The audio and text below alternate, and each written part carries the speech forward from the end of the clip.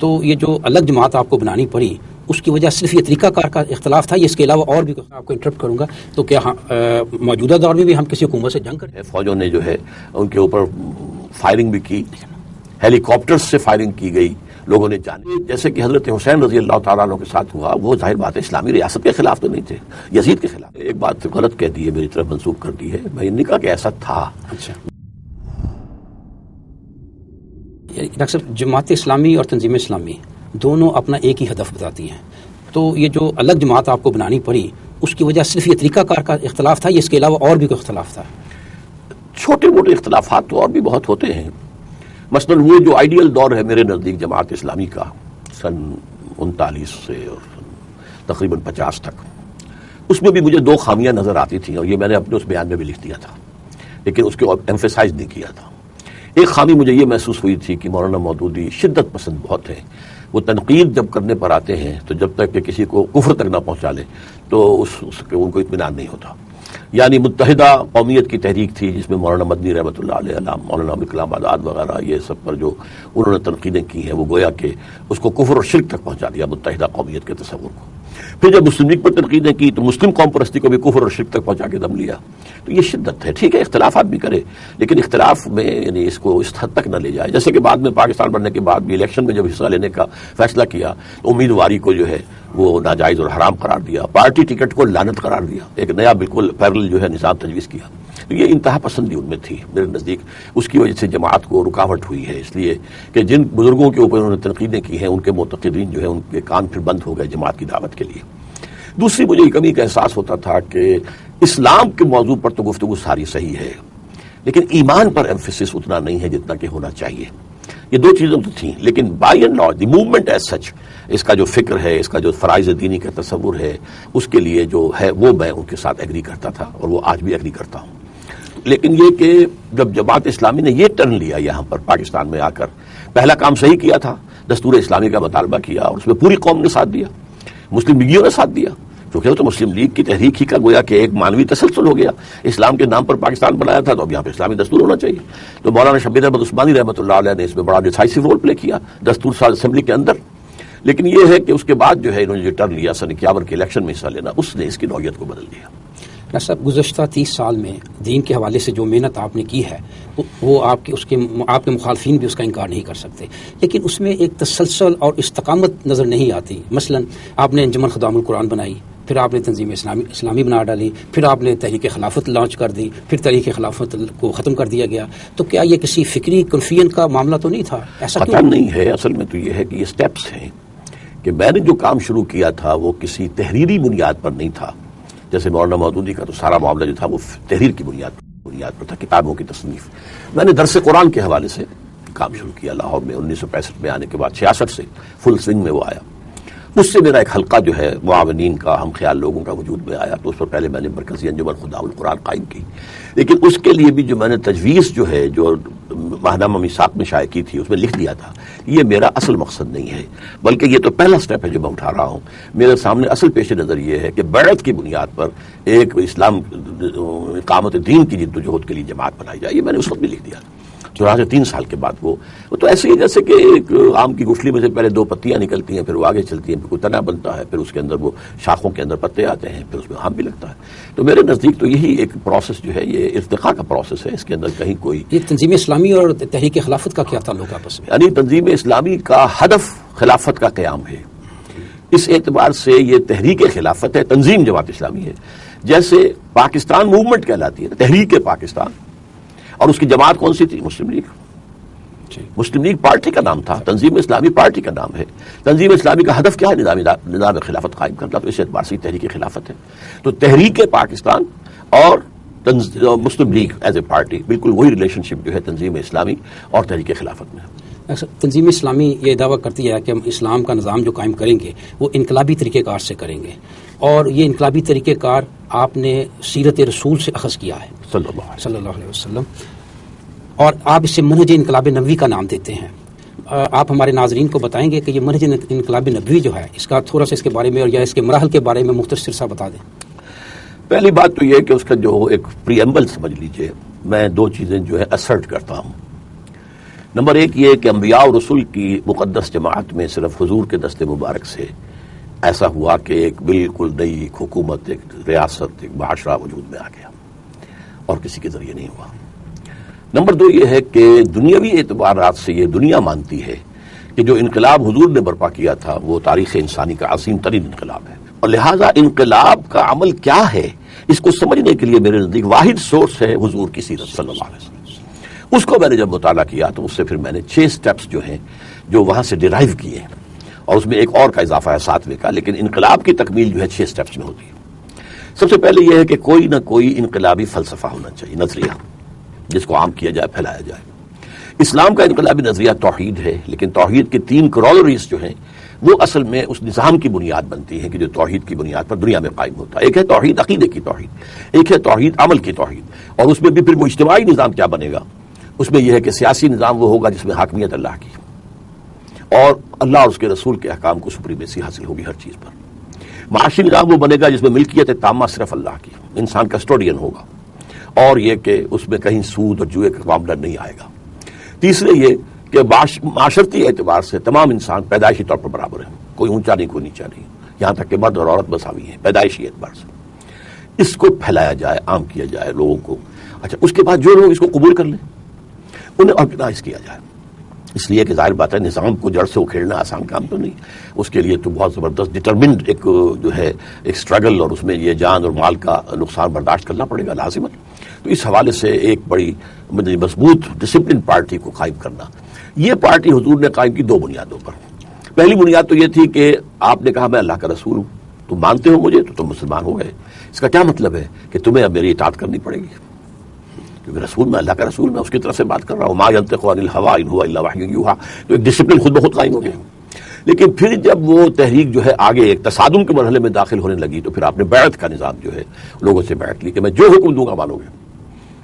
تو یہ سارا معاملہ جو تنظیم کا ہوا۔ پھر ہے کہ ان کی تربیت ہونی چاہیے۔ تربیت کے مختلف پہلو ہوتے ہیں، ان میں ڈسپلن کی عادت بھی ہو جائے، اور ان میں جان و مال ہر شے کھپا دینے کے لیے آمادگی بھی پیدا ہو جائے، اور پھر یہ کہ ایک روحانی کیفیت بھی انہیں حاصل ہو جائے، اور ان کی نیتوں میں اتنا خلوص پیدا ہو جائے کہ سوائے اللہ کی رضا کے اور آخرت کی جزا کے اور کوئی شے مطلوب نہ ہو۔ شہادت ہے مطلوب مقصود مومن، نہ مال غنیمت نہ کشور کشائی۔ تو یہ 3 کاموں سے ایک حزب اللہ وجود میں آئی۔ جیسے مارکسزم کے فلسفے پر جماعت بنی کمیونسٹ پارٹی، جو رشیا میں مونشوکس اور بولشوکس کے 2 حصوں میں منقسم تھی، ایسے حضور نے بنائی حزب اللہ، اللہ کی پارٹی۔ اور چوتھی بات یہ رہی کہ اس تمام عرصے میں جب تک کہ وہ جماعت کافی مضبوط نہیں ہو گئی، اس میں یہ رہا، حکم رہا کہ جو بھی تمہارا استہزاء کرے، تمسخر کرے، تمہارے خلاف کو جارحانہ اقدام کرے، ٹیک اٹ پیشنٹلی، صبر کے ساتھ صبر کرو، جوابی کارروائی کوئی نہ کرو۔ اور یہ جو ہے پیسو ریزسٹنس جو ہے یہ چوتھا مرحلہ میں گنتی میں چوتھا ہے، شروع تو پہلے ہی دن سے ہو جاتا ہے، 4 مرحلے ساتھ چلتے ہیں۔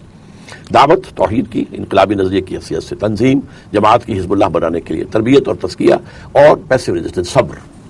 اس کے بعد جب محسوس ہوا کہ اب ہمارے پاس طاقت اتنی ہے تو پھر حضور نے اقدام شروع کیا، ایکٹیو ریزسٹنس، یعنی قریش کا اکنامک بلاکیٹ، کہ جو قافلے جا رہے تھے قریش کے اور وہ مدر کے پاس سے گزرتے تھے، ان کا پیچھا کیا، انٹرسپٹ کرنے کی کوشش کی، اس سے مخدوش ہو گیا ان کا معاملہ، ان کی لائف لائن جو ہے اس کے اوپر گویا کہ آپ نے ہاتھ ڈال دیا۔ اسی طریقے سے جو بھی آس پاس کے قبائل تھے جو پہلے سب کے سب ایک طرح سے جو ہیں وہ قریش کے حلیف تھے، ان کے بعد گزار ٹائپ تھے، اب آپ وہاں جاتے تھے ان سے معاہدے کر لیتے تھے، یا تو اب وہ حضور کے ساتھ ہو گئے اور قریش کے مخالف ہو گئے، یا وہ کہتے تھے کہ ہم نہ ان کے ساتھ نہ آپ کے ساتھ، ہم نیوٹرل ہیں۔ لیکن دونوں حالتوں میں جو زون آف پولیٹیکل جو تھا influence of Quraysh that was decreasing. اس کے نتیجے میں پھر قریش نے جو ہے وہ قدم اٹھایا، اور غزوہ بدر سے چھٹا جو ہے وہ آخری مرحلہ شروع ہو گیا۔ 6 سال کی جنگ رہی، کیونکہ پوری تیاری کے بعد یہ مرحلہ آیا تھا، اللہ نے کامیابی عطا فرمائی۔ 7واں مرحلہ ہوتا ہے پھر اس انقلاب کو ایکسپورٹ کرنے کا۔ یہاں میں آپ کو انٹرپٹ کروں گا، تو کیا موجودہ دور میں بھی ہم کسی حکومت سے جنگ کریں گے؟ موجودہ دور میں یہ ہے کہ پہلے 5 مسئلے تو جوں کے تو رہیں گے، لیکن کسی حکومت کے خلاف جنگ اس دور میں آ کر فیزیبل نہیں رہی ہے۔ جائز ہے اگر حالات جو ہیں اس کی اجازت دیں تو اس کو حرام نہیں ہم کہہ سکتے، لیکن فیزیبل نہیں ہے، اس لیے کہ آج عوام نہتے ہیں اور حکومتوں کے پیچھے فوجیں ہوتی ہیں، 5 لاکھ کی 10 لاکھ کی فوجیں کھڑی ہوئی ہیں اور بہت پوری طرح جو ہے مسلح ہیں، پھر ان کے پاس ٹینک ہیں، یہ ہیں، وہ آرمڈ کاریں ہیں، پھر ان کے پاس جہاز ہیں، ہیلی کاپٹرز ہیں، وہ ساری چیزیں اتنی کچھ ہیں، اور فوج جو ہے وہ جو حکومت وقت ہے اس کا حکم مانتی ہے، اور ظاہر بات ہے کہ حکومت وقت جو ہے وہ نظام جو اس وقت موجود ہے اسی کو ریفلیکٹ کرتی ہے، اسی کی پاسبان ہوتی ہے، انہی کے مفادات کی محافظ ہوتی ہے۔ لہٰذا اس کی بجائے میرے نزدیک اس دور میں اس کو جو ہے ایک غیر مسلح جد و جہد کی حیثیت سے کیا جانا چاہیے۔ اس کے میرے نزدیک 3 فیسز ہیں غیر مسلح جد و جہد کے، اور میں یہاں پر خاص طور پر گاندھی کا نام لوں گا، کیونکہ اس میدان میں وہی شخص ہے پہلا جس نے کہ یہ راستہ اختیار کیا ہے۔ چنانچہ پہلا کیا تھا کہ نان وائلنٹ نان کوآپریشن، ہم تمہارا کپڑا نہیں پہنیں گے، بس وہ ہم چرخہ کاٹیں گے اور اس سے سوت بنائیں گے اور سوت سے کھدر بنائیں گے اور کھدر پہنیں گے، تمہارا کپڑا نہیں پہنیں گے۔ اب اس کا کیا ہوا ہوگا؟ وہاں کے تو جو ہے ان کی معیشت کو دھچکا لگا بہت زبردست، بڑے بڑے کارخانے بند ہو گئے، اسٹور سے وہ بھرتے چلے گئے کپڑے کے، اب خریدار نہیں رہے، مارکیٹ ختم ہو گئی۔ پھر اگلی سٹیج آئی نان وائلنٹ سول ڈس اوبیڈینس، جس میں کہ گاندھی نے یہ کہا کہ ہم یہ سمندر میں پرماتما نے پانی پیدا نمک پیدا کیا ہوا ہے، ہم وہاں سے نمک بنائیں گے، حالانکہ حکومت نے اس پر جو ہے ایکسائز ڈیوٹی لگائی ہوئی تھی۔ اس کا مطلب ہے ہی challenge the taxation policy of the British India. تو اس کے بعد لاٹھیاں پڑی، مارے کھائی، لیکن خود وائلنٹ نہیں ہوئے۔ تیسری سٹیج ہندوستان میں آئی نہیں، اس کی وجہ یہ ہے کہ جنگ عظیم دوم جب چھڑ گئی تو اس کے بعد اس میں ظاہر بات ہے کہ ایک وقفہ آ گیا، اور جنگ عظیم دو کے نتیجے میں برطانیہ طے کر چکا تھا کہ یہاں سے بستر اپنا گول کرنا ہی کرنا ہے، بلکہ ان کے ہاتھوں طے تھا 48 میں، اور یہ پہلے ہی چلے گئے سن 47 میں۔ اور آزادی ہندوستان کو اب ایسے ملی ہے کہ نہ کسی انگریز نے کسی ہندوستانی کو مارا، نہ کسی ہندوستانی نے کسی انگریز کو مارا۔ یہ اصل میں ہوا ہے، ان کا اپنا جو تھا یہ فیصلہ تھا اور وہ چلے گئے۔ لیکن تھرڈ سٹیج وہ ہے کہ جو ہمیں ایران میں آیت اللہ خمینی کی جدوجہد میں نظر آتی ہے، وہ کیا ہے؟ وہ ہے ان آرمڈ ریوولٹ۔ لوگ سڑکوں پر آ گئے، سسٹم کو بلاک کر دیا، اور اس کے نتیجے میں جو ہے فوجوں نے جو ہے ان کے اوپر فائرنگ بھی کی، ہیلی کاپٹرز سے فائرنگ کی گئی، لوگوں نے جانیں دیں۔ اور میں جب گیا تھا ایران تو مجھے بتایا گیا کہ 20 سے 30 ہزار تک کے درمیان لوگوں نے جانیں دی، جس پر شاہ کو بھاگنا پڑا۔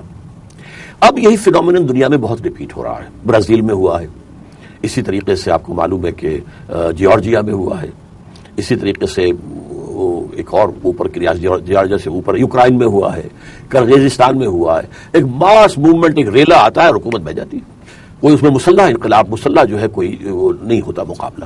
تو میرے نزدیک یہ ہے کہ آج کے دور میں ہمیں اس طریقے کو اختیار کرنا زیادہ مناسب ہوگا، اس لیے کہ فرق یہ واقع ہو چکا ہے کہ اس وقت وہاں پر تو کوئی گورنمنٹ تھی ہی نہیں، یوں کہہ لیجئے کہ ایک اقتدار تو ضرور مانا جاتا تھا قریش کا، لیکن کوئی حکومت تو نہیں تھی، کوئی اسٹینڈنگ آرمیز نہیں تھی۔ فرق صرف تعداد کا تھا، تلواریں نیزے ان کے پاس، تلواریں نیزے ان کے پاس، گھوڑے ان کے پاس، گھوڑے ان کے پاس، اونٹ ان کے پاس، اونٹ ان کے پاس۔ اگرچہ ڈفرنس جو ہے نمبرز کا وہ بہت بڑا تھا، لیکن نوعیت کا فرق تو نہیں تھا، صرف کمیت کا، کوانٹٹی کا فرق تھا۔ لیکن آج معاملہ جیسا کہ میں نے کہا بہت مختلف ہو گیا۔ یہ تو ایک ہے نیگیٹو۔ ایک پازیٹو جو ڈیولپمنٹ ہوئی ہے وہ یہ ہے کہ آج جو ہے ریاست اور حکومت کے درمیان فرق ہے۔ شہری ریاست کے وفادار ہوتے ہیں، حکومت کے نہیں۔ حکومت کو تبدیل کرنے کے لیے جدوجہد کرنا شہریوں کا حق ہے، کیونکہ جیسے کہ حضرت حسین رضی اللہ تعالیٰ عنہ کے ساتھ ہوا، وہ ظاہر بات ہے اسلامی ریاست کے خلاف تو نہیں تھے، یزید کے خلاف تھے، لیکن وہ باغی سمجھا گیا، اور ظاہر بات ہے کہ حضور کے نام لیوا اور کلمہ پڑھنے والوں نے شہید کیا انہیں، اس لیے کہ سعد ابن ابی وقاص رضی اللہ تعالیٰ عنہ کا بیٹا تھا عمرو بن سعد، جس نے کہ حضرت حسین کو شہید کیا ہے۔ تو وہاں بات یہ ہو گئی تھی کہ باغی ہے، باغی قتل کرو۔ تو ظاہر بات ہے کہ چور اگر، جیسا کہ حضور نے فرمایا تھا کہ اگر فاطمہ بنت محمد بھی چوری کرے گی اس کا بھی ہاتھ کٹے گا، تو اس حوالے سے قانون کی نگاہ میں سب برابر تھے۔ تو ریاست اور گورنمنٹ یہ دو چیزیں علیحدہ نہیں تھیں۔ آج کے زمانے میں ریاست اور شہر ہے، اور شہری جو ہے وفادار ریاست کے ہوتے ہیں، حکومت کے نہیں ہوتے۔ حکومت کو بدلنے کے دو راستے ہیں، الیکشن اور ایجیٹیشن۔ ایجیٹیشن کے ذریعے سے نظام بدلا جا سکتا ہے، الیکشن کے ذریعے سے صرف ہاتھ مت لے جا سکتا۔ ڈاکٹر صاحب ابھی آپ نے گفتگو میں فرمایا کہ جو حضرت حسین رضی اللہ تعالیٰ عنہ جو ہے وہ انہیں شہید کرنے کی ایک وجہ یہ تھی کہ کیونکہ وہ ریاست کے مخالفت میں آ گئے تھے سامنے، تو قانون کا تقاضا تھا، جو حکمران تھے انہوں نے اس قانون پر عمل درآمد کیا۔ اور اس بات کو یوں لیا جا سکتا ہے کہ جس طرح حضور نے فرمایا تھا کہ اگر فاطمہ بنت محمد بھی چوری کرتی تو میں اس کے ہاتھ کٹوا دیتا۔ تو آپ، میں چاہوں گا اس کی وضاحت ہو جائے۔ وضاحت میں آپ نے ایک بات غلط کہہ دی ہے، میری طرف منسوخ کر دی ہے۔ میں نے کہا کہ ایسا تھا، اچھا، وہ ریاست کے مقابلے میں آگے نہیں، وہ آئے تھے یزید کی حکومت کے خلاف۔ اب چونکہ اس وقت ریاست اور حکومت میں فرق تھا ہی نہیں، لہذا یزید اور اس کے جو گورنر تھے، عامل تھے، انہوں نے یہ باور کرا دیا، اس میں وہ کامیاب ہو گئے کہ یہ باغی ہیں، اس لیے کہ یہ جو ہے اس وقت چیلنج کر رہے ہیں نظام کو، تو یہ تو باغی ہے. عام لوگوں نے اس کو سمجھا، اسی لیے مسلمانوں نے ان کو شہید کیا ہے. جیسا کہ میں نے آپ کو بتایا کہ حضرت سعد جو فاتح ایران تھے اور جن کے بارے میں حضور نے غزوہ احد میں جو کچھ انہوں نے کیا تھا، جس طرح سے حضور کا بچاؤ کیا تھا، تو حضور نے فرمایا تھا کہ اے سعد تیر چلاؤ، میرے ماں باپ تم پر قربان ہوں. اتنی اونچی شخصیت. ان کا بیٹا تھا یہ عمرو بن سعد، جس نے کہ حضرت حسین رضی اللہ تعالیٰ عنہ کو شہید کیا. تو یہ بات وہاں باور کرائی گئی، یہ نہیں کہ میں اس سے صحیح کہہ رہا ہوں اصل میں یہ، لیکن یہ کہ اس کی ظاہر بات ہے کہ جو اصول حضور نے دیے تھے کہ چاہے میرے اہل خانہ میں سے کوئی ہو، اگر جرم کرے گا تو اسے بھی سزا ملے گی. جیسا کہ حضرت فاطمہ رضی اللہ تعالیٰ عنہ کا ذکر کیا، کیونکہ فاطمہ تھی بنو مخزوم کی جس نے چوری کی تھی اور اس کا ہاتھ کٹنے والا تھا. تو کچھ لوگوں نے سفارشیں کروائی حضرت انس کے ذریعے سے، جو حضور کو بہت لاڈتے تھے، ان کی خدمت کرتے تھے، ذاتی خدمت کار تھے. تو انہوں نے جب سفارش کی تو حضور نے فرمایا نہیں، یہ تو اگر فاطمہ بنت محمد بھی اگر چوری کرتی رضی اللہ تعالیٰ عنہما تو بھی ان کے ہاتھ کاٹ دیتا. ڈاکٹر صاحب، اس ضمنی سوال سے پہلے منہج انقلاب نبوی کی بات چل رہی تھی، تو اس میں آپ نے چھٹے مرحلے میں فرمایا کہ ایران کی مثال دیتے ہوئے کہ جہاں جیسے وہاں یک طرفہ تشدد ہوا اور ان آرمڈ لوگ جو ہے وہ سامنے آ گئے. اس وقت ہمارے معاشرے کی جو صورتحال ہے، آپ امید رکھتے ہیں جس طرح کے عدم برداشت اور عدم تحمل کا مظاہرہ ہمارے ہاں دیکھا جاتا ہے معاشرے میں، کیا یہ ممکن ہے کہ یہ مظاہرہ ہماری قوم بھی اسی طرح کر سکے کسی ایسے مرحلے پر؟ ہاں، اس کے لیے ایک شرط ہوگی، اور وہ یہ کہ ایک ایسی مضبوط جماعت بن چکی ہو جو مظاہرے کو کنٹرول کر سکے. ظاہر بات ہے کہ اس قسم کے جو مظاہرے ہوتے ہیں، جلوس ہوتے ہیں، ڈیمانسٹریشنز ہوتی ہیں، حکومت وقت کے بارے میں بھی کہا جاتا ہے کہ وہ اپنے آدمی بھیج کر اور وہاں پر کوئی ہنگامہ اور فساد اور توڑ پھوڑ شروع کرا دیتے ہیں تاکہ انہیں جواز مل جائے اس کو اوپر جو ہے. لیکن یہ کہ اگر کوئی جماعت اتنی مضبوط قائم ہو چکی ہو اور اس کے بعد یہ مرحلہ آئے تو وہ جماعت رسپانسبلٹی لے گی کہ we should be held responsible اگر ہمارے اس ڈیمانسٹریشن میں کوئی غلط کام ہوتا ہے. اس کے لیے بھی میں آپ کے سامنے، میں اگرچہ نسبت خاک راب عالم پاک ہم جو بات کر رہے ہیں اسلام کی اور حضور صلی اللہ علیہ وسلم کی، اس کے ذکر میں گاندھی کا ذکر آنا جو ہے وہ کوئی مناسبت نہیں رکھتا. لیکن یہ کہ بہرحال جیسا کہ حضور نے فرمایا الحکمت ضالۃ المومن، کوئی اچھی بات اگر ہے تو حکمت کی، دانائی کی، تو وہ تو مومن کی گمشدہ متاع کے مانند ہے، جہاں سے ملے گی اس کو لے لے گا. وہ حق و بہا ہے سو وجدہ. تو اسی طریقے سے جب ان کی تحریک نمبر 2 سٹیج پر چل رہی تھی، نان وائلنٹ سول ڈسوبیڈینس، اس وقت ایک جلوس جو ہے چورا چوری ایک جگہ ہے بہار میں، وہاں وائلنٹ ہو گیا. پولیس نے تشدد کیا اور اس جو جلوس تھا اس کے لوگوں نے جا کے تھانے کا گھیراؤ کر کے آگ لگا دی اور بہت سے پولیس والے اس کے اندر مر گئے، جل گئے. گاندھی نے فوراً موومنٹ کال آف کر دی. If you can't be peaceful I am not going to lead you. اور یہ جو اس نے یعنی نان وائلنٹ کی بات کی ہے، اس کے بارے میں اس کا اپنا قول جو مجھ تک پہنچا ہے صرف 2 واسطوں سے. گاندھی نے ایک بات کہی سرحدی گاندھی خان عبد الغفار خان مرحوم سے، اور انہوں نے میم شین مرحوم کو بتایا، میاں محمد شفیع جو ایک بڑے سینئر ہمارے ہاں کے جرنلسٹ تھے. تو گاندھی نے کہا تھا کہ میں نے عدم تشدد حضرت مسیح اور حضرت محمد سے سیکھا ہے. حضرت مسیح کے تو ہر بات ریکارڈ پر بات ہے کہ دانے گاد پہ تھپڑ مارے تو بایاں بھی پیش کر دو. تو حضور کے بھی مکے میں جو 12 برس ہیں وہ اسی اصول پر تھے، نو ریٹیلیشن.